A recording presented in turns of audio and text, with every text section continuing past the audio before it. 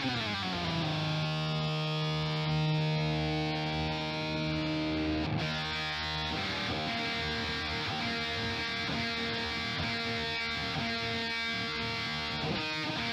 listening to Mount Hermeneutics, where three Marines give their perspective on God, faith, and spirituality with a heavy lean on the divine council worldview. This is not your grandma's Sunday school, nor is it always for the Christian faint of heart. Nothing about who we are or what we say make us experts. But you better believe we'll have a take, and perhaps it won't suck. For the kids at home, presuppositional apologetics is it's a lobotomy. It makes you stupid. Brian just declared war on 3/4 of the theological world. I don't think it's 3/4. He didn't feel well today. He woke up and chose violence. Right. That's what he did. All right. Hey, I'm Brian. This is the Mount Hermeneutics podcast. Hey everybody, And, it's Matt. It's 9/11. It's September 11th on 2023. It is. So just kind of thought I'd throw that out there. I'm wearing the 9/11 memorial shirt for today. Also, happy theoretical Jesus's birthday. Yeah. That's right. That's right. I am Andre, and of course, Brian and Matt already introduced themselves. We got Brian, the theological badass. We got Matt pushing buttons and pulling levers and making things happen behind the scenes. And just before you get into it, make sure you leave a comment and share the show with your friends. We'll give you all the socials and contact info at the end of the show. And like and subscribe. Yeah. 9/11. Where were you on 9/11, Brian? I was in my car driving. I was a freshman in college in Tahlequah, Oklahoma. I lived on a It makes you sound so young. Yeah. I lived in a ranch house about 30 minutes from campus, and I was just on the road, heard it on the radio, and I sped to campus, and I got to the campus library, and all the TVs were on, and everybody was standing around watching them, and I think that was the first tower had been hit. I think the second one was hit while I was watching this TV, but of course, I still went to class, but there was no teaching going on. Everyone was just talking about that. What about you guys? Dre, what were you doing? So I was in Okinawa, and of course it's already the next morning there. No, the next evening. It was midnight, Right. And my mother calls and asks if I'm okay. And I'm like, Mom, we're having a little typhoon here. It's not a big deal. Just little weather. It's all right. And she says to me that the World Trade Center is gone. And of course, I'm like, what did David Blaine show up? Like, what do you mean the World Trade Center is gone? She's like, it's gone. And I'm like, what are you talking about? I turn the TV on. You're like David Blaine did some magic. She's like, no, people flew planes into the building. They fell. And you're like, that'll do it. That's a filth Lauren filth. And so then right after I hung up with my mother, of course I worked for 3rd Intelligence Battalion at the time, and I started getting some phone calls about, hey, get to the skiff. We have things to look into and things to prep and plans to do and blah blah, say blah blah blah. And that's quite a thing. My daughter Briar, I think Delaney was pregnant with her for not very long, and she was born the following March. So her graduating class is the very first graduation class where 9/11 was a historic event, which meaning that they weren't born yet when it happened. Right. That's interesting. Yeah. So she's the first one. So 2020. So I was war COVID. Yeah. I was driving into work, kind of the same thing as Brian. I pulled into the office and the first tower had just been hit. So they had all the TVs on, and we're all standing there watching. And I'm like talking to a couple of my buddies, and I was like, that's a weird accident to have. Cause we're talking about how the hell does ATAC not keep the plane from hitting a building and this and that, right? As we're especially having New this, York. Right. So we're having this conversation as the second plane hits the second building, the second tower. And I instantly was like, oh, damn, that was terrorism. So Dre, you're going to find this funny. So Jamie Vitro, was working the counterterrorism desk at the Pentagon. And my first instinct, being the dark humored individual that I am, is like, I need to call my buddy and bust his balls. He's about to have a bad day. I pick up the phone and I'm dialing his desk number, and somebody yells that the Pentagon was just hit. And I like just laid the phone down. And I was like, that could have been a very different phone call, huh? Yeah. Well, he might be dead. Like, I don't know if he's dead or not, let alone the fact that his building just got hit. So now I'm just sitting there, and now it got personal for me, like instantly. It went from what in the to, oh, dude, this is crazy, to, dude, my boy might be dead. And so I sat there, instantly called my wife, because she was working in a building outside the Bay Bridge, Brian Dre's, my office, I can see NSA. Oh, okay. So I'm like, is that a target? Like, am I about to see a building blow up outside my window? Right. And you probably know lots of people still in there, right? Right. And likely one of the other planes could have been targeting that. We don't know. So I wait about 2 hours, and I called Jamie's wife at the time. They're now divorced. They've been divorced for a long time. But I called Gina, and we were really close. The four of us did a lot of dinners and hanging out together. And so you call your buddy's wife, and there's not a good question to ask, hey, have you talked to your husband, or is he dead? Right. So I called her, and I'm like, hey, Gene, it's Matt. And I just sat there, and she goes, Matt, I've talked to him. He's okay. And I was like, oh, thank you for taking me off the hook of a question I didn't know how to ask. And let me know if you need something. Right. But yeah, that was a wild day. We went and picked my daughter up from daycare, and we just went home. Like, because DC area, right? Like, it was a really weird time in that little zone. And we all just went home. And I remember being in the cul-de-sac at the neighborhood that I lived in, and everybody came out of the cul-de-sac. And it was that, I know we've talked about it before, but it was like the first time in my memory that America acted like a small town everywhere. Right? Like, all of these neighbors that I knew, that you wave at them, you knew them, but we all just came outside and stood in our cul-de-sac and talked to each other. And we stood there for hours just talking, because stuff was so different and the world had changed like in an instant. That's an interesting perspective, because me being overseas, I didn't have that same type of community, because we were so far away. Even I mean, the bases were close knit anyway in Okinawa, if you've ever been over there. But living I lived in town, so I had all Japanese neighbors, and it just wasn't quite the same. They're like, it's not so funny when it's your place getting bombed, is it? Right. But a lot of what I did get a lot of, because there was a typhoon, so Marines act stupid in the barracks anyway, is dudes were like kidding up, like guys in the barracks throwing on flags, slamming their K-bar, doing the Rambo. Doom, doom, doom, doom, doom, doom, doom, doom. I'm like, guys, relax. We're not going to war yet. It's going to take a minute or two.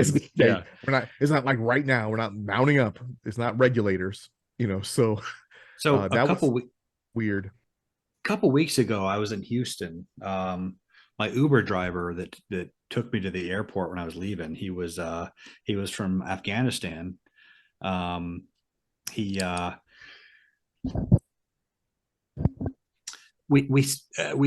conversation started. We started bonding over comics. I was wearing a Superman shirt, and he had a Superman thing on his screen. But as it turned out, he was from Afghanistan. He had fought alongside U.S. troops against the Taliban, and he had since come to the United States. And so we were talking about just the withdrawal and what difference the American presence made there. And he said he's convinced, and he says so is the rest of the Islamic world, that the CIA was actually responsible for that, for 9/11. Yeah. And of course, what do you have thoughts about that? Well, I was just going to say, I've found myself every day of my life getting older. I've become increasingly libertarian and increasingly conspiracy theory amenable. It's like when I was a kid, conspiracy theorists were stupid. And I get as now that I feel more and more like the farmer's insurance guy, right? Like I know a thing or two because I've seen a thing or two. Yeah. Like I start to not think anything's beyond the pale of possibility with regards to the government doing things. The day it happened, there was a guy in class who raised that possibility that the Bush administration was responsible, and I nuked him. I laid into him and told him what a piece of shit he was in front of the whole class. And so, I mean, there's the CIA, and then there's the Bush administration. Right, 100%. They can be separate, thing. Right? And the son of the former CIA director. And like we were just talking about Matt Walsh being an actor, when he gets told while he's reading that book, that dude didn't know. Oh, W? Yeah. Yeah, no, W. Yeah, definitely. Yeah, I have a hard time. There's a lot of things that can be said for President Bush. Right. Being a disingenuous individual doesn't track. Right. I don't think he was. Well, I mean, I don't want to litigate his presidency, but I don't. Oh, I'm not going to either. I'm just saying you take shots at his EQ. You can take shots at his linguistic skills. You can take shots at his ability to speak off the cuff. But his genuineness, like I'd say at least in my lifetime. Of the last 5 to 10 presidents, if you gave them all, sodium pentothal and found out who was the most hardcore red, white, and blue American, I think you'd struggle to find one that would register higher than W on that scale. Because even Herbert Walker, because he was the head of the CIA, that dude probably saw in a lot of shades of gray. I think he probably wanted good things for America, but it could have just as been much for global economics and, all of the things that go along with it. But W just felt like aw shucks, I love America. Yeah. I don't think he was a particularly good president. I don't think he was a bad man. That's kind of what I'm getting at. Like, of those dudes who I'd rather be in a bar fight with back to back, not like front to front. Yeah. Like I'd pick W. I mean, he still holds the bench press record in the White House. So that's my boy. What's the record? I don't want to, I'm not going to believe it's hard to let my mind go to a place that says that our government did that to ourselves, especially personally in the man hours and the lost birthdays and the lost anniversaries and the friendships that were, ended because of things that's a tough place for me to go when I spent 24 years in an organization that was quite tied in to much of that stuff, and to spend 20 of it, I think what I'm trying to say is I think there's a difference between saying something that the CIA could have done and something that would have been government sanctioned. Those don't have to be the same thing. I concur. Yeah, I agree. And that's what I said when I was talking about splitting the administration from the CIA. Well, I even to say the watching CIA, some Taylor Sheridan shit, watching like Lioness in the last episode. I'm like, yo, I mean, I believe that would happen. I mean, so not to use TV shows as our mark, right? But I mean, if using some of the storylines of things like Homeland. Mm-hmm. If for those that have watched Homeland, right? Like there's or even Jack Ryan, the new Netflix Jack Ryan. It's or not Netflix, it's Prime. But those are real similar, right? Where you have segments within an organization that have the ability to do things that everybody doesn't know about, right? Like I wouldn't put that past some individual, a bad actor within that thinks they're doing the right thing, right? I think we're seeing that now with the so-called deep state and the FBI going after things and all these FBI whistleblowers that are stepping forward, all the people that started these investigations with circular logic on Donald Trump before he was even president. Absolutely. Right. So I think, however you feel about the former president, for him to be spied on during his campaign and then complete fabrication of something that Mhm. we paid millions of dollars in taxes and held over his head for the first 3 years of administration is just straight up wrong. Yeah. The It's just fact wrong. that the entire country is not furious about that is Stunning. it's a sign in It's itself. stunning. It's stunning because I don't get how the left is okay with it. That's the part that bothers me, is they see this as, the ends justify the means. But that's Yeah, not for true sure. when it comes to the government. Right? Like, I'm very much an outcome based dude when it comes to the way I manage as a commercial guy, right? Like in my business dealings in my day job, I'm very outcome based, right? There's morals, there's ethics, but at the end of the day, the outcomes are what's important because you're here to do a job and turn a profit, et cetera, et cetera. But government doesn't work that way.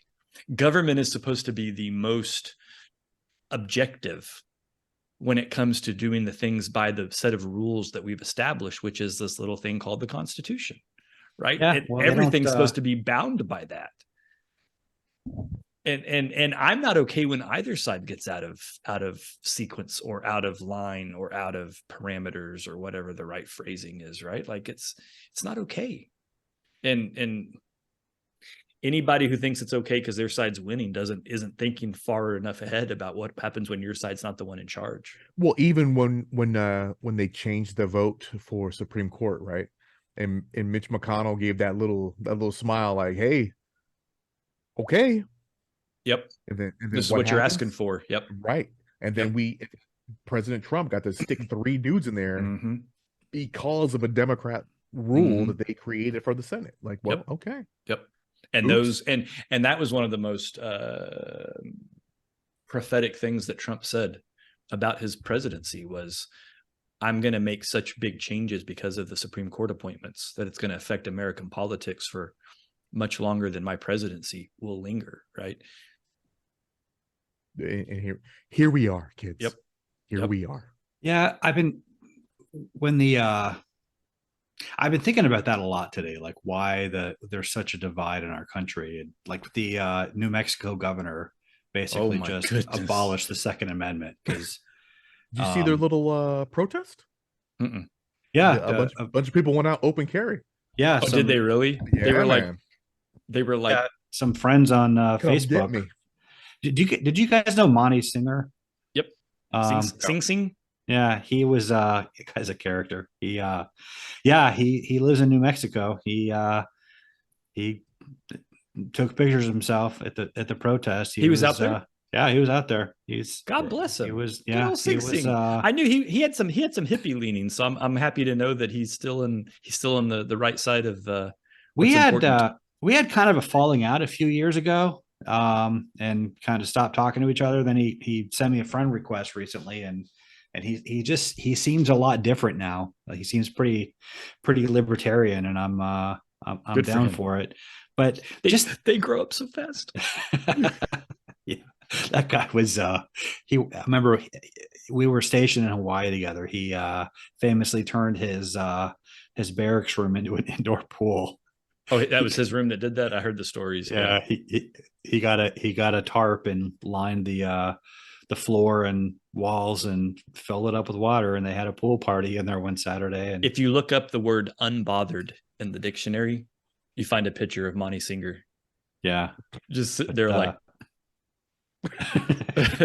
dude just doesn't care. Like, I was kind of mad at him. Like, dude, what are you doing? This is not your property. There's a reason you don't turn barracks into indoor swimming pools, but it was just so damn funny. I didn't have the heart to make an issue out of it. I mean, but that people would put up with that there's a problem in her response, and I think she 100% believes it's the right thing. I believe that she does believe that. Yeah, but and she's wrong. Yeah, well, they have this idea that government is it's there for social engineering purposes. And that's a problem. That's actually the fundamental difference between the left and the right. Right. And it's because of it's that simple. So when you brought up your point about you don't understand how there's such a divide, that's the divide. Well, no, people on the right think that the government is there to keep things moving and to keep society working. And people on the left believe that the government is there to change everything and make it better. Well, on the right, what we should understand is that it's there to protect individual liberties, period. That's all there is to it. But I find that when I point this out to people, like that, government is coercion by threat of force. That's all gun. It is. Yeah, the gun. It's holding you at gunpoint and saying comply or else. Shout out to Penn Jillette. Yeah. I keep trying to find that video, that the article, one, but no, there was a video where he lays all this out. It's like 4 minutes, but I can't find it. I never saw the video. It's an article that was in Forbes magazine. But when I find that whenever I point this out to people like highly intelligent people who I respect greatly, I point out that government is just a gun pointed at you. That's all it is. One, they push back. That's not true. And two, they think that means that I'm anti-government. As if that is in itself wrong, that we shouldn't need a gun pointed at us to make us obey. But but then when I ask, I always ask them, well, tell me one thing government does that it would still be able to do if you disarmed it, and they can never tell me anything. Because Brian, I found the video for you, by the way. I have a 3rd degree black belt in Google Fu, in case you guys didn't know. I just linked. Right. I'll link this in the show description. How long is it? Looks like, let me click it on YouTube real quick. 4 minutes and 40 seconds. Yeah, that might be it. Cool. Yep. So I'm using my phone to record this, and I keep getting notifications. And apparently Monday Night Football started, and Aaron Rodgers is the quarterback on my fantasy team. He went down, and I keep getting all these. Oh, they're popping up. I'm like, damn it. So and I need the Jets to win so I can win my pools as well. Jets, Jets. Looks sounds like it ain't gonna happen, dude. Well, what's the score? I don't know. I'm not watching that. I can't be bothered right now. Yeah, we're talking about sports ball now. Sports ball. Is that what we're doing? Foosball. Yep. Because it's of the devil. It is of the devil. That's how it ties into our show. Foosball is the devil. So I'm pretty sure it came down with the Nephilim. That's why, because big people play and they push each other around. That's what we're going with. Yeah, that's what we're going with. That's right. Because God didn't like football. The devil did. All the fallen angels. They're probably all Raiders fans. Probably. That's probably what it is. But the Rams did win.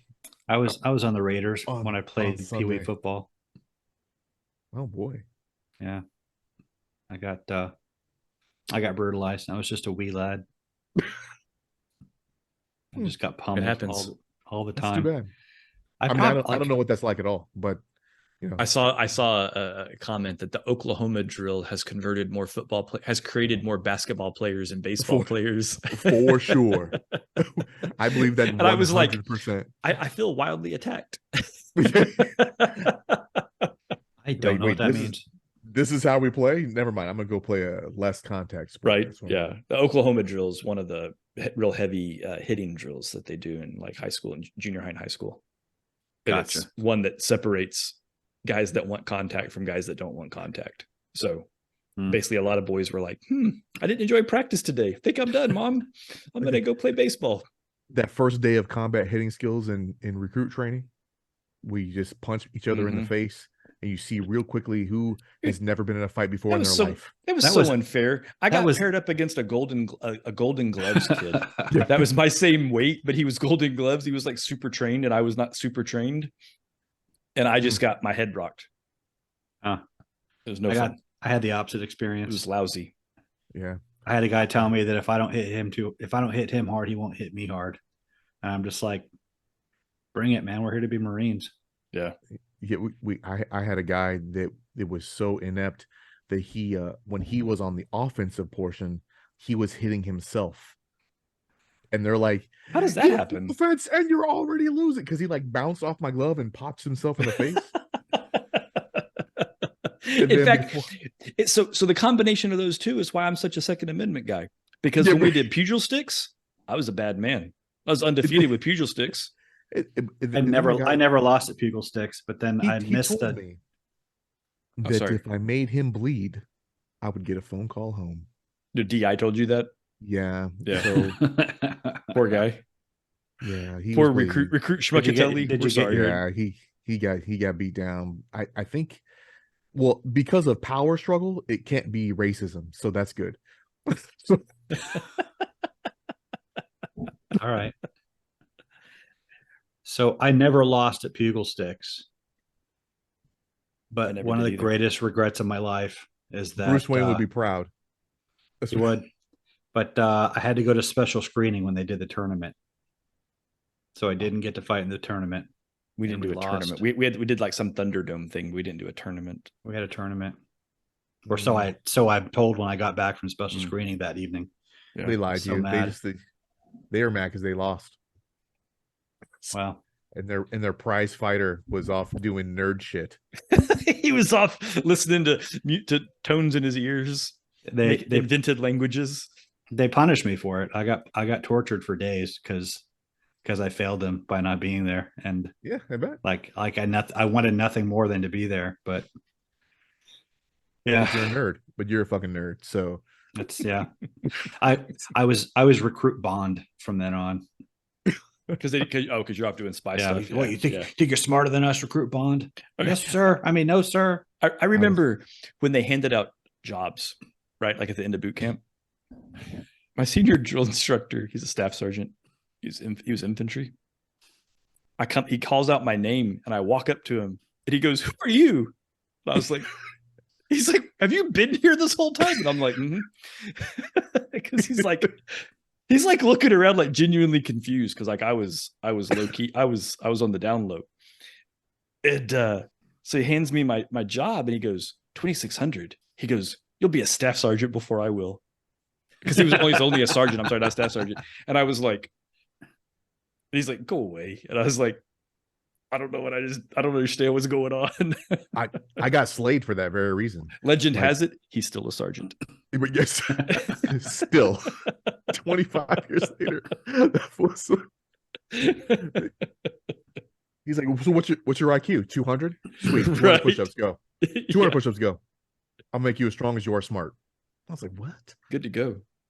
I just told this story the other day. So Carrie and I went to a veteran leadership business owners conference last week, and we're talking to some guys and Air Force guy, whatever. And he was like, "Why'd you join the Marine Corps?" And I was like, "Look, man, I knew I was going to Intel. I said, I could go to the Air Force where everybody's kind of smart and just kind of be at same as everybody. Or I could go somewhere where like I could make it physically and be the smartest dude in the room. Come on, what am I picking?" And he was like, "That's not a bad decision set." And being that we worked a lot of joint stuff, it was exactly like that. So like we were the biggest, strongest dudes in the room, and nobody was smarter than us. And we still had Air Force girls around us all the time. Right. And you pretty much got issued Air Force girls, you know. Like, here's your linens, your pillow, your wing nut, your airman. Yeah. It's like Pokemon. That's what they told me when I got to Fort Huachuca. Yeah. Well, it was wild because there was only 30 of us, right?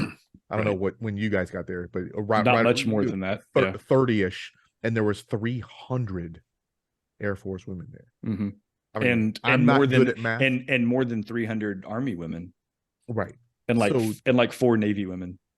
It was well, there's probably like 8 Navy women, right? Only 4. Yeah, it was just raining, straight rain. It was, and it was not lousy. Right. Yeah, that was an interesting time in my life.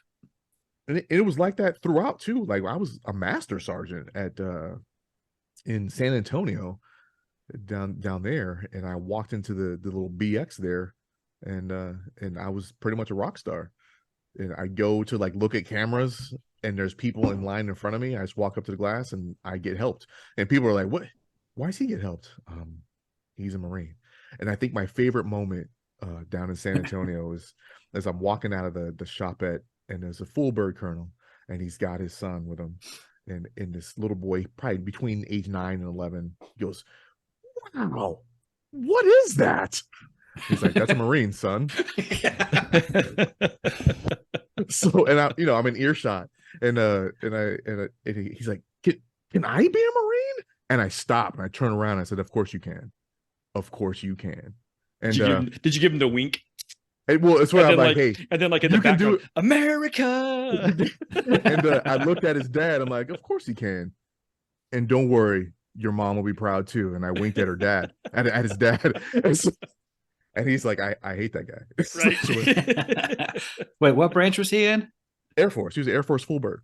Oh, yeah. So, I mean, that's older, a Marine, right? So he's probably, I don't know. Well, I was a math sergeant, so he's probably the same age as me, probably late 30s. Yeah. And but he was skinny, and he probably ran really well. He probably did. His son had never seen anything that looked like an action hero, that looked like his little figures that he plays with, and then he was impressed. I mean, what can I say? What can we do? Well, I mean, what can we do? We're just people, right? I mean, advanced, better people, but I mean, yeah. So, yeah, engineered to be better than you, but hey, this reminds me of that story I was telling someone the other day about how we met. How you and I met? Not how the three of us met. Like I was describing the circumstances. I'm like, first of all, the environment, right? Well, first of all, Marine Corps. I was explaining like how we met and why we are the way we are with our banter. And I was explaining like, okay, so you've got, first of all, we're Marines who are renowned worldwide throughout history for our aggressive, towering egos. But also we were special screening, and so we had to have like the highest ASVAB score. So you take you take this pool of giant raging egos, put them together in a joint service environment where we're smarter than the rest of the Marine Corps, and we're constantly being told how much superior we are to all the other branches, and we're all like 18-year-old, 19-year-old kids with no supervision, being fed all this stuff. Zero adult supervision. And that's how and we the turned adults out. that were supervising us were children. How wild is that? Emotionally and from a maturity point of view. Like there was no adult there was no safety net. Well, Dre and I were kind of the adult supervision of the fact that we all survived is stunning to me. Yeah, it is pretty amazing. And some people, not everybody did. We were pretty feral. Pretty feral. We really were. It's crazy. It's Lord of the Flies. It is crazy. I mean, I'm better for it. That's all I Yeah. know. Or maybe I'm not. I just don't know any better. But whatever. Right. So, maybe if I lived a normal life, I would have been, something. Maybe I actually died. This is some weird like coma dream.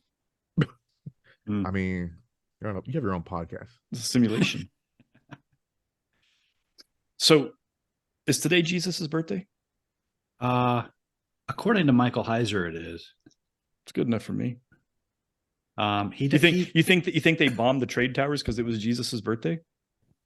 No, I think they did it because there are a couple of pretty significant dates in history, and I haven't brushed up on this. I didn't know you were going to ask that question, but it was the Battle of Tours, I think.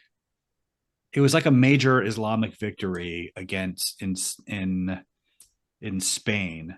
And then there was Muslims in Spain. Yeah, you didn't know that Spain was conquered by Muslims? I mean, I just don't think about it. I mean, I know they're just a hop, skip, and a jump across the water. Yeah, I mean, a lot of Spanish is Arabic loanwords because of the Islamic occupation of Spain, driven out by Charles Martel. I don't remember. I haven't brushed up on the history, but yeah, it had September 11th has major symbolic value in Islamic thinking because of historic victories against Christian Europeans. They were building, they wanted that Islamic community center called the Cordoba House, which was also the site of a major victory in Spain. And it was kind of a controversy surrounding it, but I'm not brushed up enough in the history that I'm gonna get into details about it. But no, I was just kind of a casual question. I didn't really mean it as a an important question. It was just kind of something I was throwing out. I had never seen until today we've all read Jesus wasn't actually born on the 25th of December. It had to have been sometime different because, the Jerusalem and the census, and it doesn't make sense to do it in, middle of December and all that kind of stuff. But right. I'd never seen, the specific date. And then I just happened to see it today in a Facebook group where they were saying that, the 11th is kind of the best guess from a astronomy and historical kind of point of view from the contextual clues in the Bible and Heiser uses world history. Heiser uses Revelation 12 as his basis for that, and he takes the Great Red Dragon to be the Draco constellation, and the woman with 12 stars on her head who births the Messiah to be the constellation Virgo. And he does some I don't understand he uses like the star charts and backs them up and all that kind of stuff, and right. what the sky would have looked like over Jerusalem and 3 BC. That's what I heard. I think it was Heiser. I think it was listening to a podcast or something. Really? Yeah. Well, he's done it in several contexts. There's a YouTube video on it. I don't understand enough about astronomy to be able to recreate his argument or verify it. And it all depends on whether we take Revelation 12 to be specifically about that. And I think that's kind of iffy that it is, but I don't have any particular reason to reject it. I'm just not fully persuaded about it. And to me, I don't know that it matters one way or another, right? Like using a day that we all just kind of symbolically accept as the date is just as relevant as anything else. But it's interesting. I think more than September 11th is the 3 BC date, right? That it wasn't 0 right? or 1. That it wasn't 0, yeah, right? Yeah, that is interesting. It's like, how did they get off by 3 years? Like, that is kind of a weird thing. I used to know the answer to that question, but I haven't thought about it in long enough that I'm not gonna offer a butchered answer. But if you go by the timing in Daniel 9, Daniel's 77s, that puts his crucifixion in the year 30 AD. But you have to pick the right decree, which I take to be the decree of Artaxerxes to rebuild the wall that is in the book of Nehemiah. Dre's looking at me funny. I'm just saying, stop showing off, man. Like, I have that Nehemiah quote on a brick laying in my front yard, actually. Yeah, bro. I'm actually being dead serious. Like, I could go grab it. Well, I'm laughing anyway. Because now for a different reason. We used it. My pastor used it in a service to talk about, the whole backstory was, the city fell and they had to rebuild the wall. And so they went back and, it was kind of like a call to action to everybody to help rebuild the wall, rebuild the city, build up the defenses. And he was using it as an allegory or a metaphor for us to rebuild the church, to rebuild our town, to rebuild our community. And so we had a bunch of bricks with Nehemiah. Is it 3:14? 14. I don't know what numbers are on it. I don't know what numbers are on it, but it's in my garden. It's in my flower bed in the front yard. But it was written on them all. So we took one home to set it in somewhere to remember it, kind of thing. And obviously I know it's there, but I don't walk into my front door very often. I walk through my garage, so I don't see it very often. Next time I'm in town, I'm gonna like, oh, that's a Nehemiah. Next episode, I'll have it sitting on the background. And I'll be like, see the brick? That's a, I'm gonna go take a picture of it and make it the picture for this episode. For the art for episode 11. To prove that I have it. Yeah, that's very nice. What a nice touch. Right. Yeah. So here's a question. So for everybody listening, this was a half lived out conversation that the three of us had offline. But it relates to, so I'm going to ask the question. I'm going to ask it to Brian, but I'm going to preface the question with kind of the context around it, because I think I've given it a little bit of thought, and I want to kind of guide the conversation without it devolving into histrionics. But relative to the concept of inspired writing, the Bible being inspired, and as that lays against or butts up against the concept of infallibility. So Brian, it was 1 Corinthians 11 verse 10. Yeah. That we were talking about. Right. And I'm going to read it out loud. And I can read it in context, but the context is about head coverings in worship, specifically for women. And so 1 Corinthians 11:10 in the New English translation, as I'm fond of, it says, "For this reason, a woman should have a symbol of authority on her head covering." And then it simply says, "because of the angels." And so this struck me as odd. For those that are paying attention and following along, and this isn't the first episode, you understand the linkage is going back to Genesis 6 and the Nephilim. For those that haven't listened before, we talk heavily on this show about the divine council worldview, which is driven from Genesis 6 and Psalms 82, which refer to essentially the existence of other of these angels that have minds of their own and free will and have done things, which to include having out of design of God's divine intentions, children with humans, right? And that it was all predicated in Genesis 6 on the angels seeing the beauty of women, right? So that's what it says in Genesis 6. And what Paul's alluding to in 1 Corinthians here is he's saying that, we learned a lesson back in Genesis that women need to keep their hair covered, right? Because it's impure. And so this struck me as odd. And I'll let Brian or Dre add some color here, but essentially what the premise behind that verse and that chapter broadly is that in this time period, there was a linkage to women's hair and their genitals, right? So there was this belief that there was some kind of interbody connectivity and that the hair was an extension and was therefore impure or vulgar or sexual. The belief was that the woman's hair served the function of drawing the semen up into the body for impregnation. And so because of that, woman's hair was regarded as basically her genitals. It was genital adjacent or right, part of it. So right. Some kind of function. So anyway, without getting into the biology of it, the reason the verse strikes me is two things. One, it's kind of weird, right?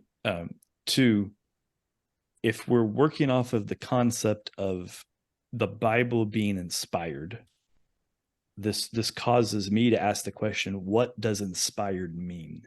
And I think that's more of where as I've thought about this question over the course of the week, that's kind of more where my thought went. So when I posed it to Brian offline, and I don't want to rehash a little bit of a sporty conversation because some of the dialogue was a little hard to follow also. Names were called and voices raised. Essentially, my point was, if that was inspired, right? If the Holy Spirit was inspiring Paul to write these words to the Corinthians, we know today that a woman's hair has literally nothing to, actually, not literally, has actually nothing to do with the sexual process. So why would the Spirit inspire someone to write things that are biologically and scientifically incorrect? That was kind of the question I had. So we kind of went back and forth a little bit. And I think I landed here. And so, Brian, I kind of wanted to say this to kind of cut the conversation short, because I didn't want to rehash a conversation, because I think I actually found the answer, which, by the way, from a content point of view, we have to stop doing this offline, because the conversation probably would have been more useful to have. And well, we should probably summarize it, at least for the listeners. Well, I think I did. Yeah, he did. And I think yeah. But so here's where I'm landing at is the concept of inspiration more about broad strokes versus fine points, or is it literal inspiration? I think that's the real question that I'm ending on. And I think that affects my opinion of the verse, and also affects my opinion of probably hundreds, if not thousands, of other entries in the Bible, right? Okay. Yeah, go ahead. Yeah, I mean, I'm gonna shut up at some point so the two of you can talk. I just wanted to kind of get that out there without the 3 days of name calling included as part of the conversation. Can I give a real quick? So I think Brian's gonna go long here. Mm-hmm. So I wasn't planning on it. I think that and because we've had our talks over the years over what's inspired and what's not, and exegesis stuff that is that inspired, is that canon, is it not? Hey Dre, what is you say Jesus? Exegesis. Yeah, what's that word mean? It means stuff that's not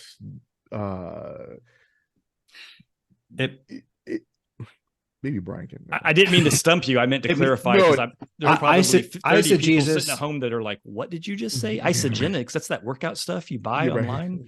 Exegesis just means getting the meaning out of the text, as opposed to eisegesis, which is projecting meaning into the text. There you go. Yeah. Cool.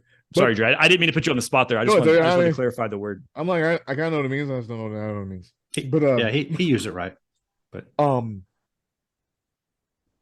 I think from then on, now when I look at text, I think that there's stuff that's of the time, that's cultural, but what about that text that I can pull out that is still true regardless of the culture or the time you live in?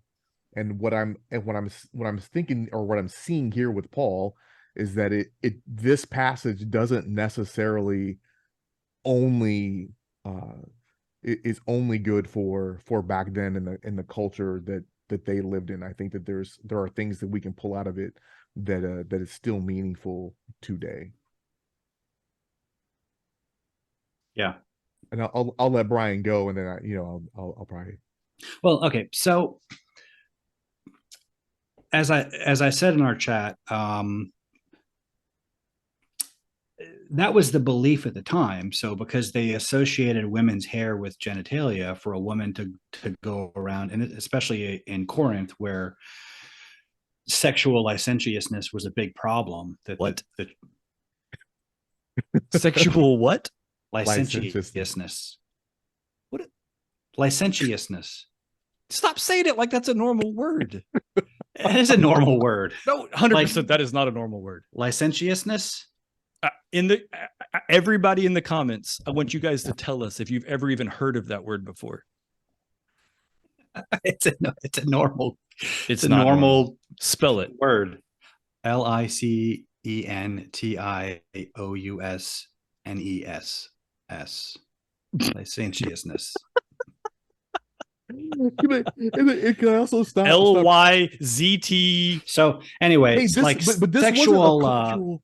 It wasn't a cultural thing that was just in Corinth, though. This is a Greco-Roman. Right. It was written by Hippocrates. 100%. I'm Hippocrates, which is the father of medicine. Any doctor out there? Yeah, this was an accepted belief, and the fact that it's not. That's the point. I'm not criticizing Paul for saying it. But I'm just trying to get people out there listening that this is not just a Bible thing. This was the era. Right. Okay. Right. Go ahead, Brian. Sorry about that. As I was saying, for the sake of argument, God could have specifically told Paul, hey, that's not actually true. Women's hair has nothing to do with her genitalia. They're totally unconnected to the sexual function. I think Paul still would have advised that because the culture at large regarded a woman walking around with her hair out the same way we would regard us walking with our junk out, or a woman with her, with her stuff showing.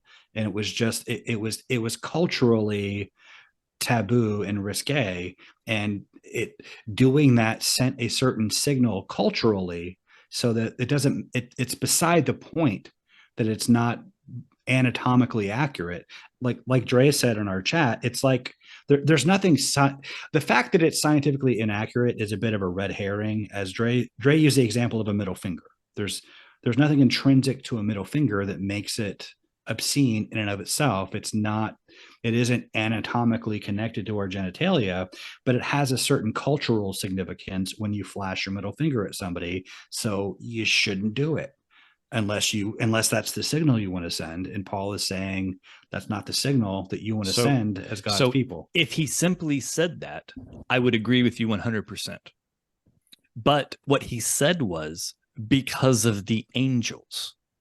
He drew an absolute linkage to one of the most meaningful events in humans' existence to bad science. I think you're putting too much. I think that's where I disagree with you, though. And that's fine. And that's my point is, it was the last part. If Paul had said in that verse, instead of saying what he said, if he had said, hey, women should keep their hair covered because it's obscene and it's not acceptable, and we should only do things in the house of God that are acceptable, period, I wouldn't have even batted an eye at the verse. I would characterize that statement less as with less of the specificity that you're applying to it. It's more because, look at what happened in the past because of this kind of sexual libertinism. Right. But he literally said, because hair uncovered, but angels had Nephilim. He didn't say that. That is precisely what he said. I think that's not what he said, because he also, it's very layered also. So he gives an order of things, right? Where the woman was made for man was not made for woman. And then how we get the sexual piece of it is when he talks about, hey, I'll just let you judge for yourself. Like, should a wife do that while she's praying to God or using her gifts of prophecy? No. And the reason why we know that it's the sexual nature that he's talking about is because he says, does not nature itself teach you that a man wears his hair is a disgrace? So that nature piece is the sexual piece. But I don't think that he's talking about Genesis 6 in the sexual sense, because it would be a warning for always, and not just praying, and not just prophesying. But he's not talking about just praying. He's just talking. He's talking about in general. Okay, let's read. I think we should read the whole. Read the verse. Read the verse in its full. Read the full. A man ought not to cover his head, since he is the image and glory of God, but woman is the glory of man. For man did not come from woman, but woman from man. Neither was man created for woman, but woman for man. It is for this reason that a woman ought to have authority over her own head, because of the angels. Nevertheless, in the Lord, woman is not independent of man, nor is man independent of woman. For as woman came from man, so also man is born of woman, but everything comes from God. But the overall point is not... I don't think you started at the right place. Where should I have? Okay, because it says every man who prays or prophesies with his head covered dishonors his head, but every wife who prays or prophesies with her head uncovered dishonors her head. Right. So he's not talking about just walking around every day. It's talking about praying and prophesying. It's talking about when you're speaking to the Lord. But my point is, if you're enticing angels, aren't you doing that always? But you're not, because it's not accurate. No, because it's not accurate. It's but just hair. but that's not what I'm saying. Say that they believe that it was accurate. But it's not, is my point. But he doesn't know that, and it doesn't matter because But because even if he did know that, correct, they don't. He know doesn't know that, and that's my point, which makes this uninspired writing. So no. So for the writing to be inspired, does the writer have to be omniscient? No, but the writer has to be accurate. It is accurate. No, it's it is not. accurate because in their minds they're doing something sexual. But they're not. But in their minds they are. Right, which makes it uninspired. They're wrong. Like I don't know how to use more words to explain this. Because they thought A plus B equals C, but it doesn't. So God didn't tell them A plus B equals C because it doesn't. But if they live in a culture where a woman having her head uncovered in this context has a certain meaning, or do you follow? Then she means for it to be sexual. Right. And when you're praying, your heart is what matters, not what you know. That part I agree with.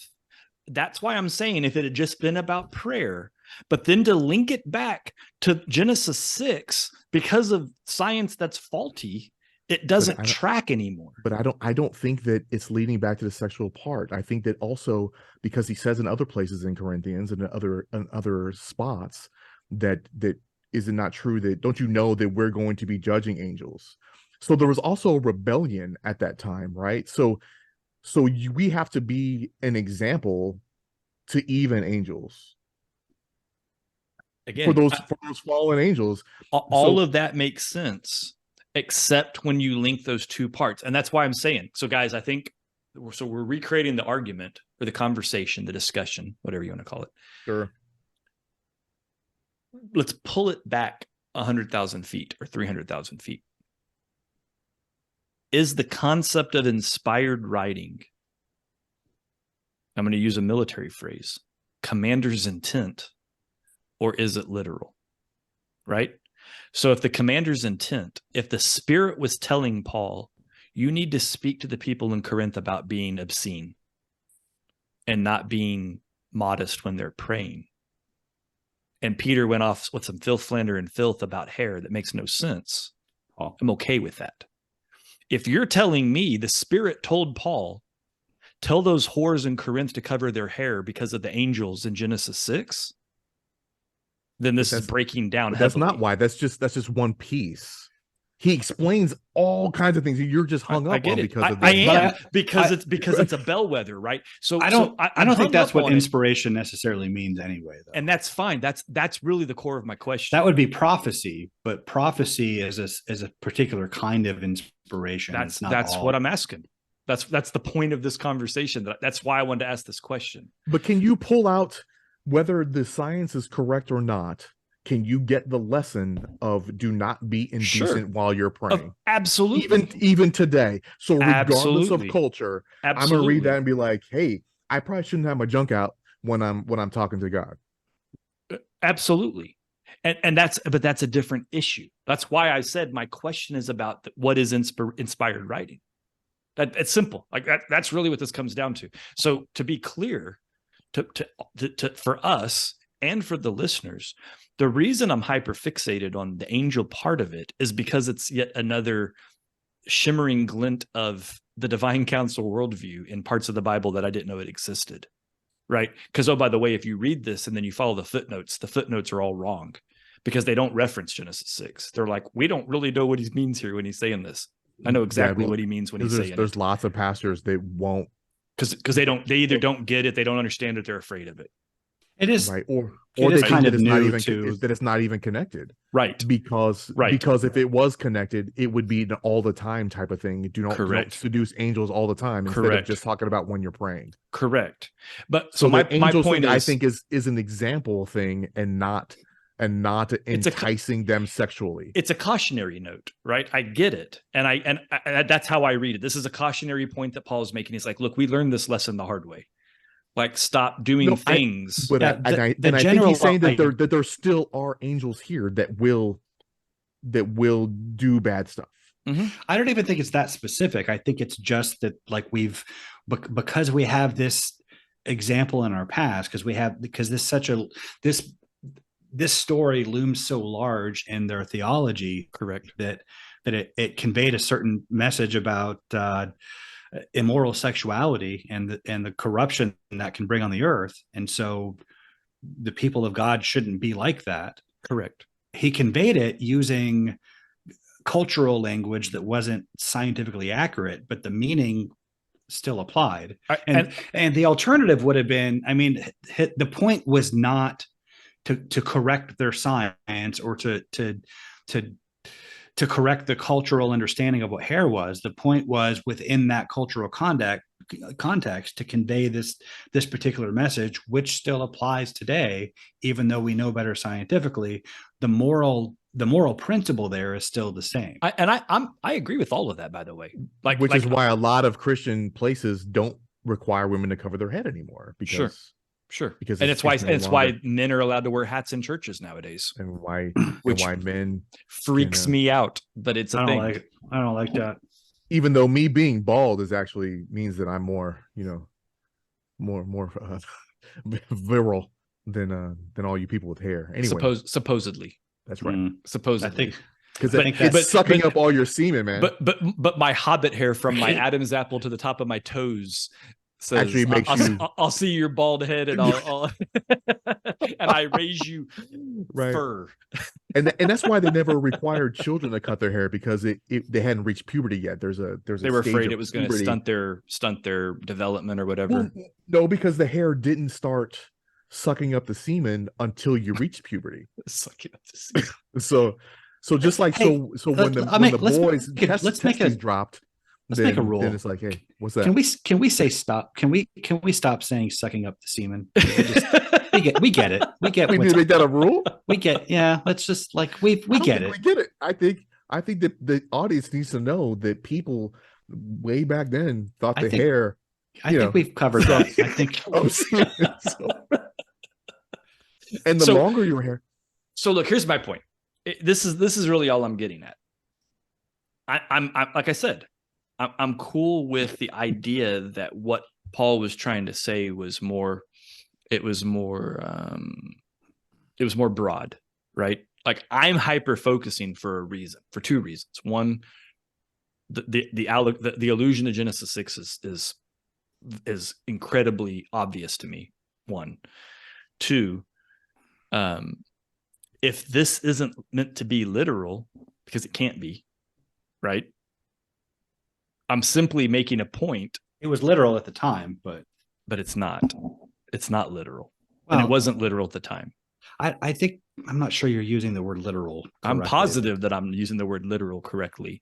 What I'm setting the table for is that the Bible in some places is not literal. Ergo, Genesis 1 and some other stuff. Paul's meaning was literal. His meaning was literal. The words weren't literal. The angels did not make Nephilim because of the women's hair. Period. He didn't say they did. He didn't say they did. No, he doesn't. Yes. No, he doesn't. Because he lays out a bunch of things that are in order. It's in one sentence. It's not in order. It's in a sentence. It's in a sentence after a period. For this reason, a woman should have a cover of her head because of the angels. Period. That's a complete sentence. It doesn't require other sentences for explanation. Well, yeah, it does because that sentence is laid out before that to define what that sentence means. You have to read it on the terms that they would have understood it at the time. Otherwise, you're not reading it at all. If you're not taking that meaning, I disagree with you. I understand what he meant. I understand the meaning of the times, and it's still a literal standalone sentence. And I'm saying that it doesn't, because if he would have meant that, he wouldn't have put it in the context of praying. He would have put it in the context of always. Then that phrase of because of the angels isn't a reference to Genesis 6. Maybe not. I think we're going to lose people if we stay on this much longer. If we lose people, they're already gone. Well, that's kind of bad. Not. But I like the broader if I issue. say sucking up semen. And they're gone. You're making it work. Yeah. No, they've I tried to salvage it. I tried. It's out of my hands now. We just lost our last 2 listeners. Yeah. Well, I guess maybe they'll come back for our next show with ads. I bet there's a gunnery sergeant right now that's like, tell me more about the semen sucker. Yeah. I knew it was a mistake to raise that, to make that request, but because we're going to do the exact opposite, right?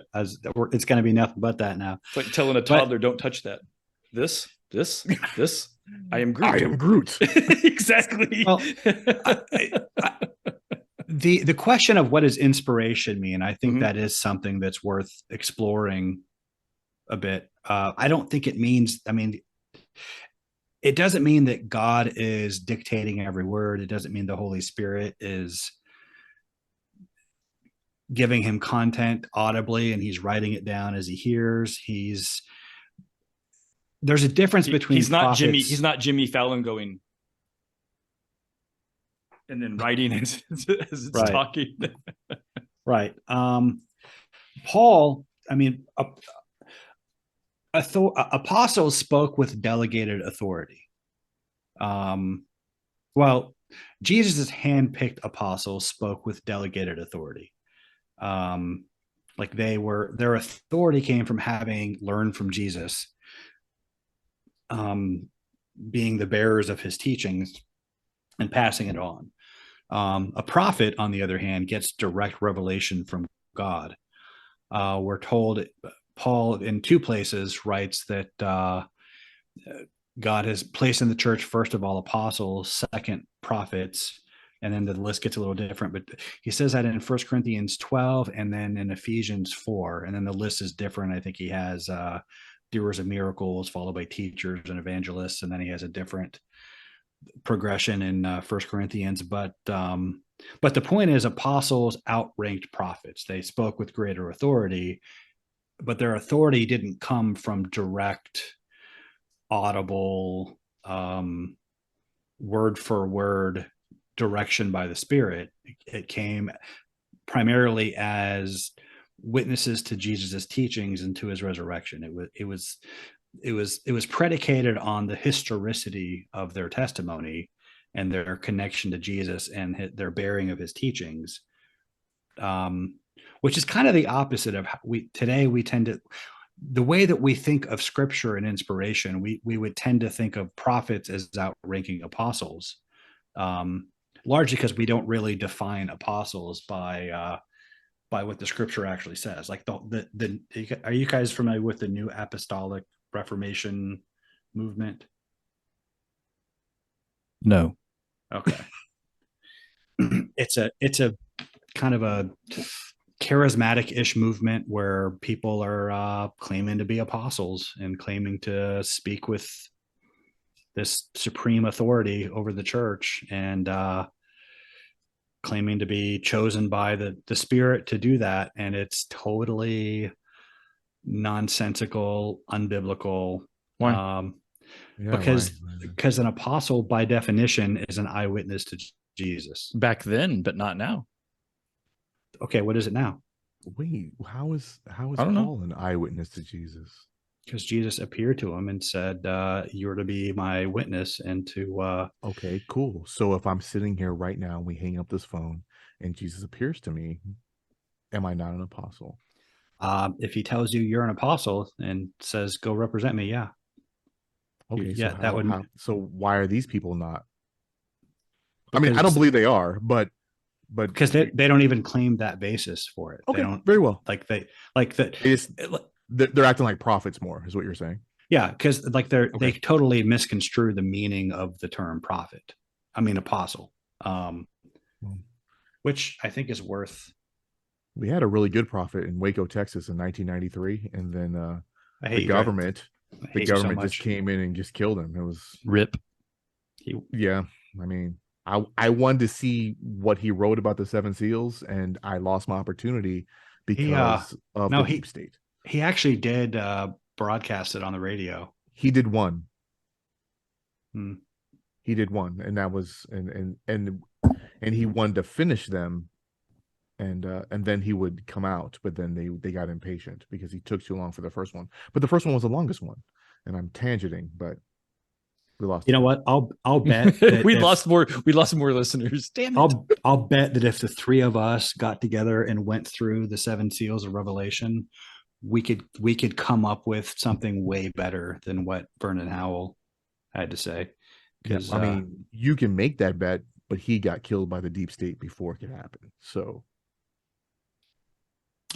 I'll bet if we do that, you'll know, you will be persuaded that what we came up with was better than anything Mr. Howell had to say.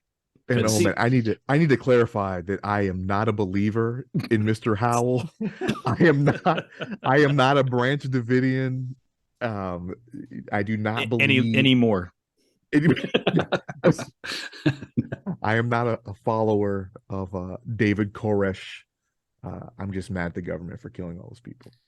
Yeah, I'm not a fan of the federal government on that score, and a few others, but I mean, that's what got the federal building in Matt's hometown blown up. That was a big part of what happened with the Murrah bombing. Yep. Ruby Ridge and Waco, combine those, and your boy McVeigh, witnessed both and had an issue. Yep. The Unabomber had a lot of really good ideas too. I don't agree with what Brian Irvin just said. I disavow. Disavow. This is Andre Bibbs, and I don't believe. He made a lot of really good observations, and he had really, really bad solutions. So what are you saying? He's I'm saying that we can acknowledge that Timothy McVeigh had a couple of good points, but was still a garbage human. And you sound like Kanye, just so you know. So I mean, what is so a good description, not a very good prescription, kind of like Andrew Tate. So yeah, kind of, yeah. Top G. if you're mad at the federal government for murdering innocent people or innocent-ish people, the response should not be to then go kill innocent people. Is that kind of like if you're mad at people illegally murdering people with illegal firearms, that you don't take them out of the hands of everybody who legally owns one? Is that kind of the same? Am I off here? I don't know. Yeah, no, that is a good comparison. That's actually pretty spot on. If you have an open carrier, because of the governor of New Mexico is the Timothy take McVeigh it all away. Of that's evil. That's what she is. It is evil. Evil. She's from evil, bearing the fruits of the devil. Yeah. So this needs to be video so we can see my face as I. Because be, hey, that guy's crazy. This conspiracy shit. I really don't. Yeah. So what were we talking about? Were we talking about hair and what they do with hair and what hair is meant for? And the hair is the woman's glory. I don't feel like somehow hair turned into we were going to talk about Koresh, which turned into Unabomber. Right. So what Paul is saying, that you can't be like Willow Smith and whip your hair around while you're praying or prophesying. Yeah. Maybe that's why what happened to Jada is what happened to Jada. And I'm not trying to get slapped, even though I could parry that. I'm not Chris Rock, but there you go. There you go. Is because she probably prophesied, with her hair out, and therefore God struck her with no hair. She probably didn't prophesy. She probably proselytized. Yeah. Or prostrated. Lost. Licentiously. I picked her with her licentiousness. What was that word? Licentiousness. Licentiousness. Yeah. That is a normal word, guys. No, it's absolutely not a normal word. It's a normal word. Okay. So I feel like our discussion about inspiration, it just doesn't have the usual momentum of our our talks. We tangented a couple of times kind of quickly, but I think at the end of the day, I think we ended where I thought we were going to end, which is cool. And it was more about intent versus specificity. just at a very high level. I'm not. Okay. You're not what? Well, I mean, if it was for specificity, did I say it that like did I really say it that way? Anyway, then all of it would matter today, and it doesn't. Right. But the intent. Yeah, the point was not. But the intent still carries. Absolutely. The point was not an absolute, universal, unqualified command to all women everywhere to cover your hair because hair is genitalia. The point was be decent. And that's my point, and that's exactly what I said. That's what I meant with what I said. Is it's about intent. It's not about it's about the broad strokes, not the fine points. Sure. And that tracks. Like I said, the point of me bringing this up is that it furthers the conversation that every word in the Bible is not meant to be taken literally. It's meant to be taken in context and in broad concepts, not in specific words. I think otherwise I agree with it would what be you're a saying. Textbook. I think I agree with what you're saying. I don't agree with how you're saying it. Okay. Like I wouldn't like literally or figuratively is not really the distinction, but how would you say it? Say it differently then. Well, I don't think the categories are that. It is. There are details of the connotation time. Versus denotation. I wouldn't even like. You're trying to nail down like a universal principle that can apply to all of the text, and I'm not. No, I'm not I don't sure think that's true because I think the text kind of the text kind of ebbs and flows in and out of literal interpretation. Which, again, by the way, is problematic and makes it some of the difficulty arises in some of the interpretation and the implementation of the guidance given.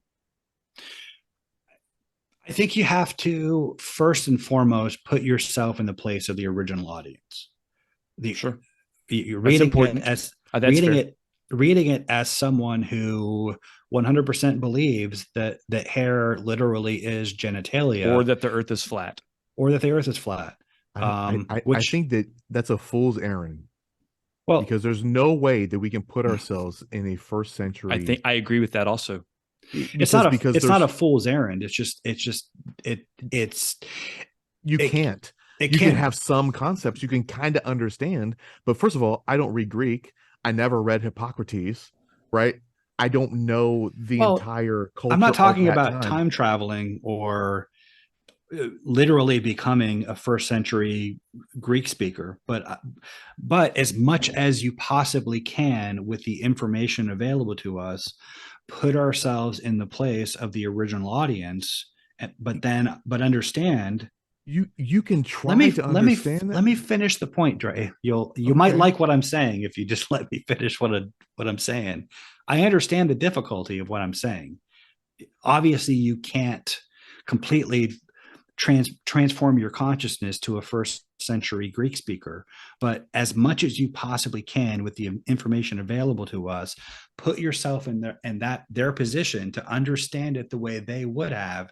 That's the starting point for understanding the text. Now, as it turns out, hair is not literally genitalia. Their science was incorrect, and so that part clearly doesn't apply anymore, but the underlying moral principle does. Likewise, going back to our young earth creationism talk, yes, we are aware that I'm just trying to when you're going to finish your point or your thoughts so that I can actually rebut that bullshit. Okay, go ahead. Yeah. So still no fool's errand, and you just said it. You have to understand what the intent was, and that's it. You can't put yourself, Brian, you can't even put yourself in the place of a Southern Californian in 2023 because you're fucking not. You're not one. I can't be a white guy from Oklahoma. You know why? And I'll never be one. So for me to actually take that and then try to go 2,000 years back and try to have any kind of understanding of what it is where their mindset was is impossible.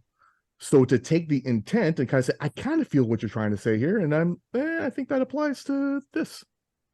You can give it a shot.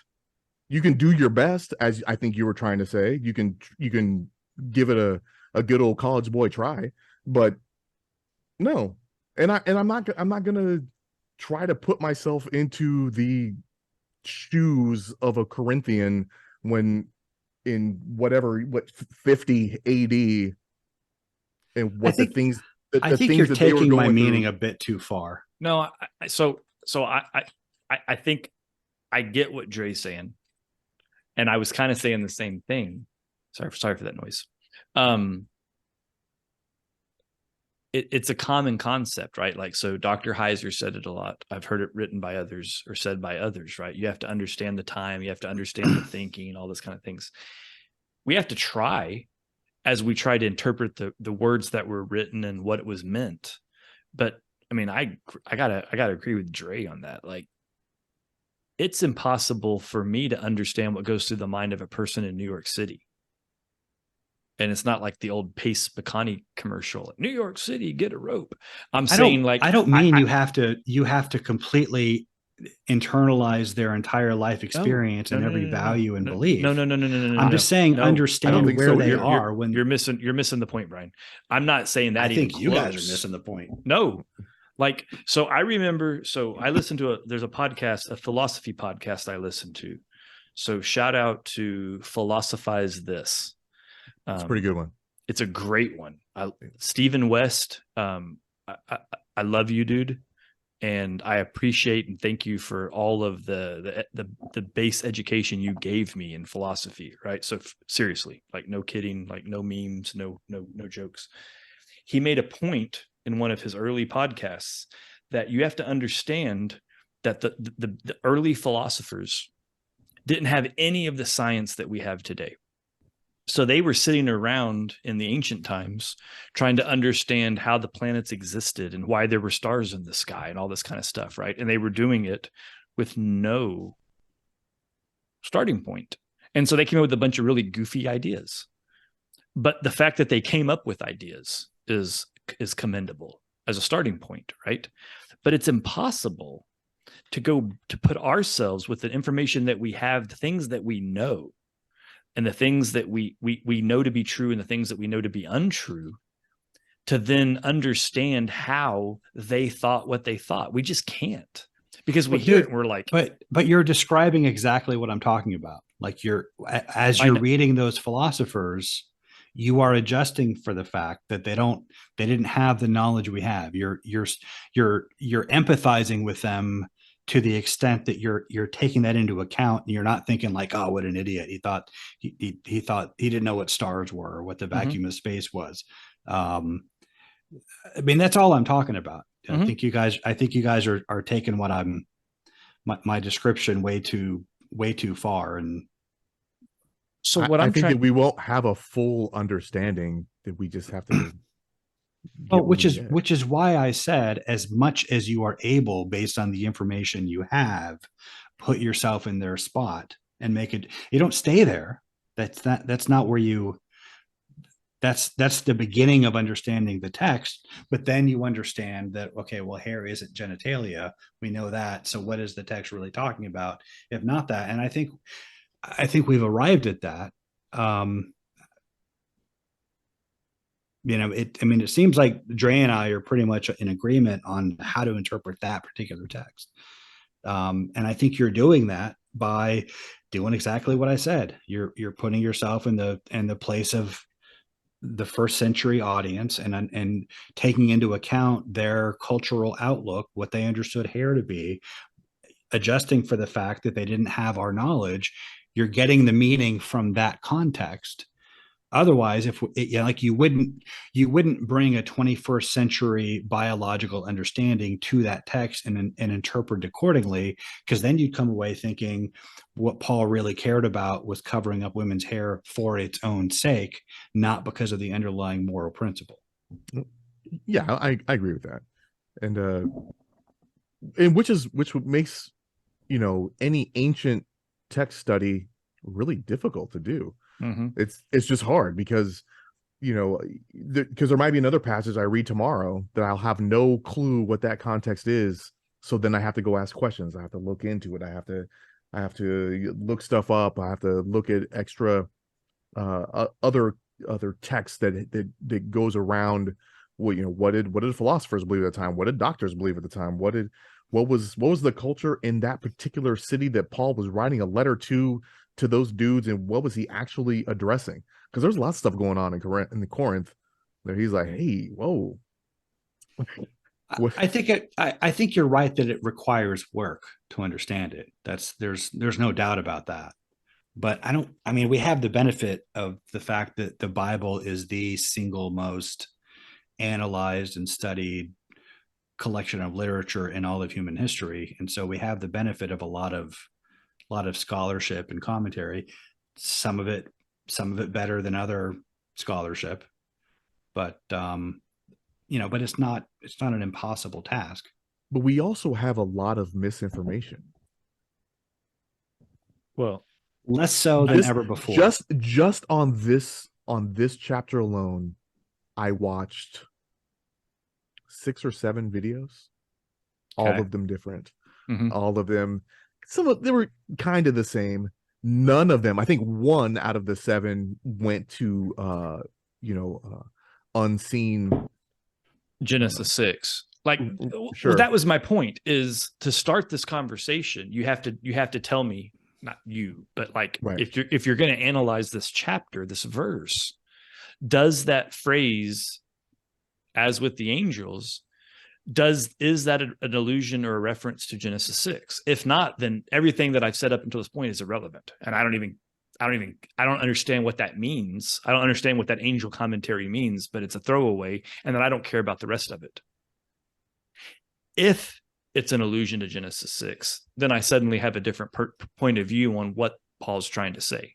That's all. And that was what I meant to say from the beginning, is you have to first say it's an if then with that secondary phrase of with the angels. I think the overall point of it, you can cut that part out, the reference to the angels, and the meaning is the same. The meaning is strengthened when he says because of the angels, because you understand the context he's talking about, why propriety and hierarchy and conducting yourself with decency and decorum is important. But I don't think it depends on that for his point to still stand. It doesn't for his point to stand. For the relevancy that I'm bringing to this conversation to matter, it absolutely does. Sure, the relevancy because if he's simply saying be decent when you pray, when you go to church, sure, whatever, I don't care. But if he's making a statement that says because this is the crap that happened with the angels in Genesis 6, then I'm like, hang on, dude, it wasn't because of hair. Well, but that's not his point. The point isn't that it was because of hair. The point is that it was because of elsewhere in Jude, he talks about how the angels left their proper station. And that's the whole point of the passage, is that covering their hair within that cultural context was a part of staying within their proper station of hierarchy. And that's what I was trying to convey before, that even though he makes a reference to the angels, it doesn't mean the sexual enticement of angels necessarily. It has to do with being in your proper station. And to me, that's and so I'm just going to be honest, that's a cop out for evangelicals and theologians that don't want to address the DCW. Like, because to me that verse, them, but not that verse, for me, it's not. That verse reads really simply. That's my point. Is this is one of those things that when you look at things through certain filters, it's a whole lot easier. Occam's razor comes into play, and to me, Occam's razor says he's talking about the Nephilim. Yeah, I don't think that's in dispute, at least not among the three of us. But my point is that the point still stands with or without that. It's just strengthened with it. It's fine. I came into this, like I said, so, like I'd mentioned with my preface to this conversation, is when I read this the other day, it struck me, and then it caused me to the question that really generated was literal or non-literal, right? Or whatever language Brian likes better than literal and non-literal.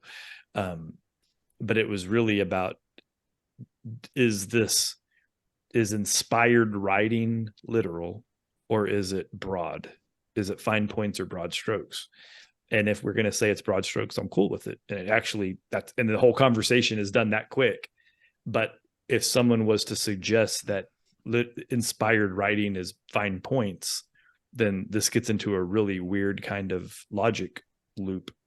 I don't know what to do with it. I do have a problem when people take well, first of all, I'm probably going to get in trouble for saying this, but I think that divine inspiration means it comes with God's authority. The idea of, I don't think that means inerrancy in the sense typically meant. I think that's a completely modern convention. And that's exactly what I'm getting to. That might be a better phrasing of the point that I'm trying to make with this. I think that's the type of phrasing that you used in our phone conversation after that, Matt. Right. Might have been. Yeah. We talked about other shit and then we brought that up. Yeah. Does inspired mean inerrant? Like, and maybe that's the right way to ask that question. And then that begs the question of, is the Bible inerrant? And is every individual writer inerrant within the Bible? And every syllable inerrant. Right. And is every translation inerrant? Well, obviously not every translation is, but well, because the beginning writing wasn't to begin with. If this verse is not, but I think the focus on errors is I think it's wrong. I think it's cathartic, and I think it's good, to be honest. Because if we were to sit in an environment and suggest that the Bible was inerrant and the writers were inerrant, then if somebody was able to wring out one little whoopsie, the whole damn thing falls apart. I agree, and that's why that's the story. Genitalia. Right. That's the story Bart Ehrman tells about his apostasy. Yeah. Although he denies that he rejected Christianity because of that. That is kind of the suggestion he gives in his. I think it's in Jesus Interrupted, is where he tells the story of how I've never read anything by Bart Ehrman, to be honest. Yeah, it is. It's in there. Yeah. So he tells the story of how he was a fundamentalist evangelical Christian growing up. He believed wholeheartedly in inerrancy, and he went to Bible college and seminary, and he met professors who denied inerrancy, and he fought him on it. And but finally he gave in, and he recognized that inerrancy isn't true, and his whole faith collapsed because of that. Well, he would deny that it was because of that. But if you read Jesus Interrupted, that's clearly what you take away from it, right? Yeah. I agree. Yeah, but later on, when people ask him about it, he denies that that's why. He says it's because of the problem of evil, which is an even more absurd reason to become apostate. But goes back to those damn Calvinists. I think the problem of evil has to be a definite topic we use on this show. Yeah, definitely. For sure. I have a lot to say about it. I know you do. I wrote a blog article about it. Nice. That Matt hates it though. But I don't think I hate it. I don't think I finished it. Yeah, it's not one of my better articles, but it was more. And for those at home, I only didn't. This is a running conversation with Brian and I. I only didn't finish it because it was so damn long. It wasn't because it was poorly written, and I gave him that feedback, and we've fought over that feedback. We didn't fight over it. But you basically told me to stuff my opinion because you've had other people tell you it was good. I didn't say that. Good enough. Yeah, that's 100% what you told me. It's not what I said. But you didn't say stuff it. You used other words, but the intent was clear. Well, Matt was inspired when he read that back to you. Yeah. So, but my point is just on the problem of evil, really quick. I think that is a huge problem for a lot of people that struggle with Christianity. And I don't think the problem is that big, to be quite honest. I think it's a simple solution. I don't think it's a problem at all. But the answer is not Calvinism. The answer is not predetermination and predestination. It's definitely not. But I do want to define what I mean by when I deny inerrancy. I want to explain my meaning. Like there's a passage in, it's after the Sermon on the Mount when Jesus heals the centurion servant. It says in Matthew's gospel, it happens after the Sermon on the Mount. In Luke's gospel, it happens after the Sermon on the Plain. And in one version, the centurion comes out to ask Jesus to heal his servant, and Jesus is going to go with him. And then the centurion says, "No, you don't have to come with me. I'm a man under I'm a man under authority, and I have servants under my authority, and I tell them go, and they go, and I come, and they come. So I know that you can just give the word, and my servant will be healed." And then Jesus was impressed by his great faith, pronounced the servant healed, and he was healed that hour. The other version, it has the Jewish elders come out to ask on the centurion's behalf, and they make a specific the writer makes a specific point to say that the centurion didn't believe himself worthy to come and ask Jesus to heal a servant. And so he sent the Jewish elders. And then when Jesus went to go heal him, the Jewish elders passed along that, "No, you don't, I'm not worthy." And then he pronounced him healed. So these are obviously the same story. They both can't be 100% factually accurate in every detail because they're mutually exclusive. Either the centurion didn't believe himself worthy to come into Jesus' presence, or he sent the Jewish elders to ask on his, or either the centurion went out in person, or he didn't consider himself worthy and he sent the Jewish elders to ask him. Both cannot be true, and those are obviously the same story, and they even come in similar context, although one is the Sermon on the Mount, the other is the Sermon on the Plain. From a historical standpoint, this is trivial. This doesn't matter. It actually reinforces the historical credibility of the story, because clearly these are from two separate sources. It wasn't one source that was copied. They didn't collaborate to make sure they got their story straight. Somebody remembered it differently, told it differently.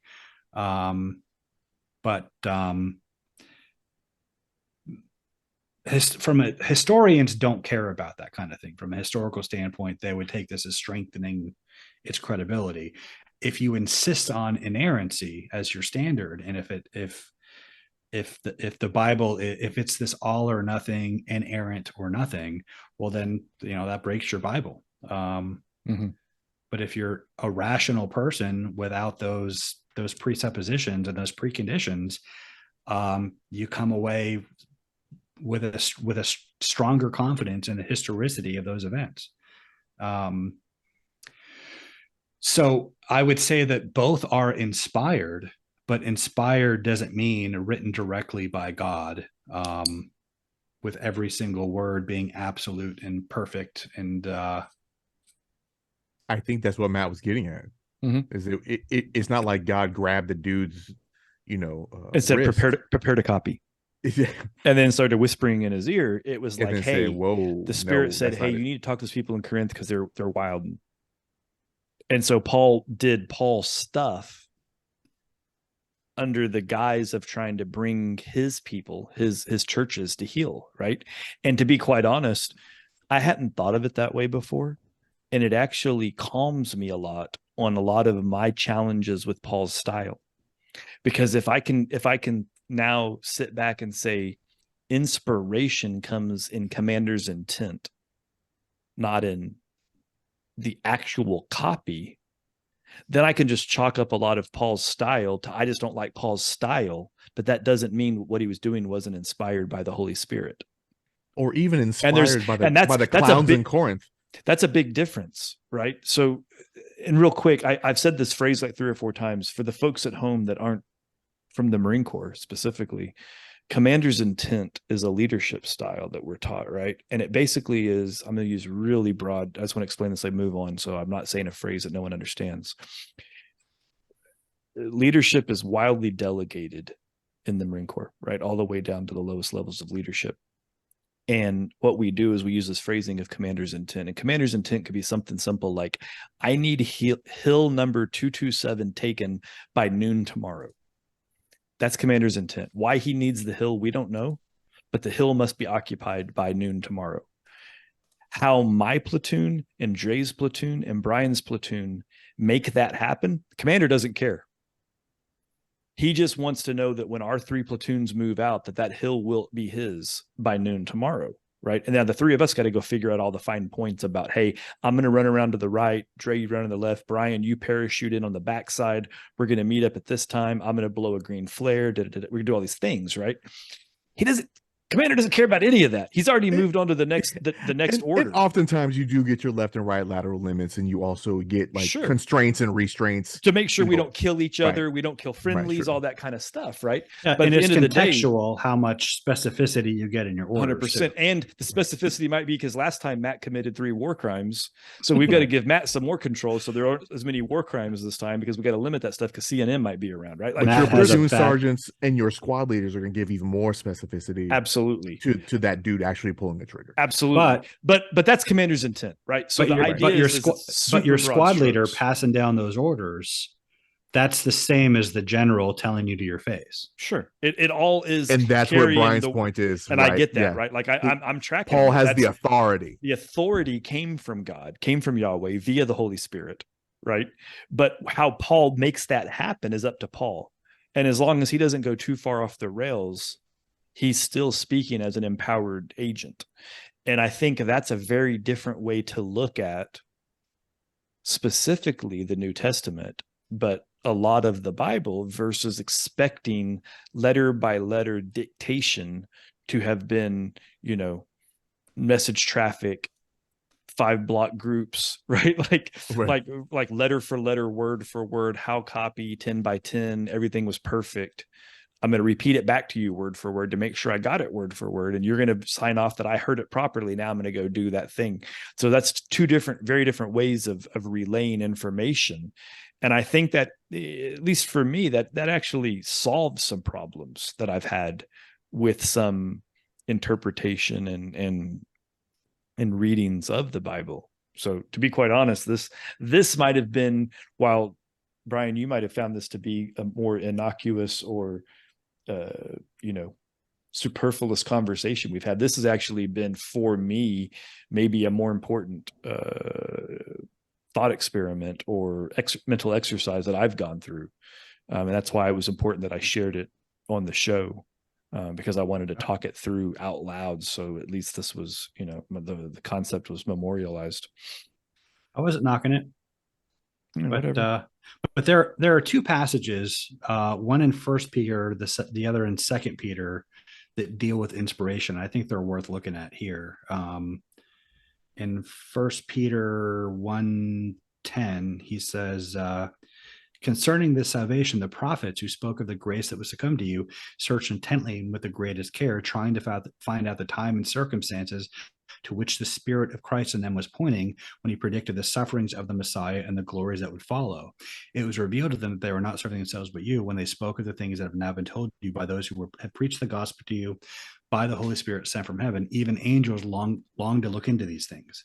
So the fact that the prophets had to search intently and with the greatest care meant that there is some human effort involved. There is some discernment, even on the parts of prophets who are getting visions and having these things dictated to them. And you see some of that in Daniel as he's talking to the messengers and he's searching out the visions he's receiving. The other passage, it kind of frames it from the other direction. He talks about how he was an eyewitness to Jesus' transfiguration, and he heard the voice of God saying, "This is my son whom I love, with him I am well pleased." We ourselves heard this voice that came from heaven when we were with him on the sacred mountain.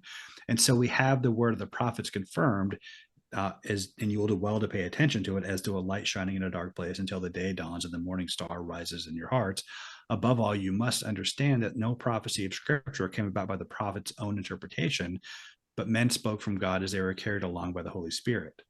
For no prophecy had its origin in human will, but prophets, though human, spoke from God as they were carried along by the Holy Spirit. So there is a, it's not a 100% either or. I mean, the prophet has to take, exercise effort and discernment, but he's also carried along by the Holy Spirit in that discernment.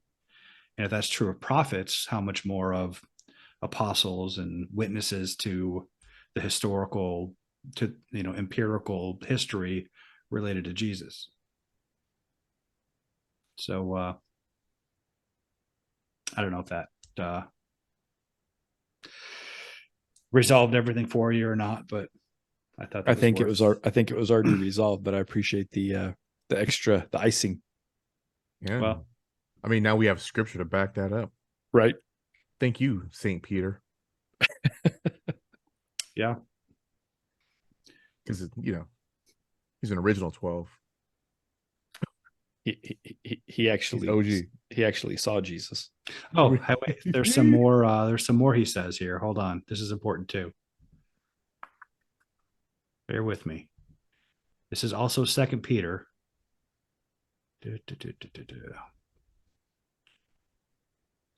So then, dear friends, since you are looking forward to this, make every effort to be found spotless, blameless, and at peace with him.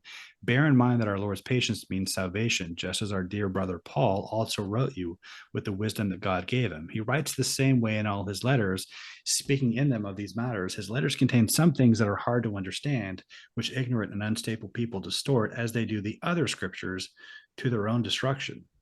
So Peter thought Paul's writings were scripture. And also difficult to understand. Ignorant and unstable people distort them. But hard to understand. Even Peter said they were hard to understand. Yeah, sure. He's like, so look, my man is he's well-intended, but he's kind of retarded. But he's writing scripture. He called his writing scripture. That's the takeaway here. So, all right. Is that our show? I think that we have some big things coming up in the next few weeks, huh? Yeah. We got an interview with a young Earth creationist. I think we're gonna have a guest. Our first guest will be on the show. Yep. We also have a young 21-year-old who stepped away from the church, and we'll get to ask her some questions about why she left the church, why she's gone non-Christian. So we're moving to the next stage of the show with guests. This will be interesting. Yeah, we're Right. Maybe we'll keep some audience. Maybe we'll gain some new. I don't know. You can reach us at all the socials. So Spotify, YouTube. We're new on YouTube. X, formerly known as Twitter, Instagram, and the Mount Hermeneutics podcast on Facebook. So friend us, comment, say some things. It'll be fun.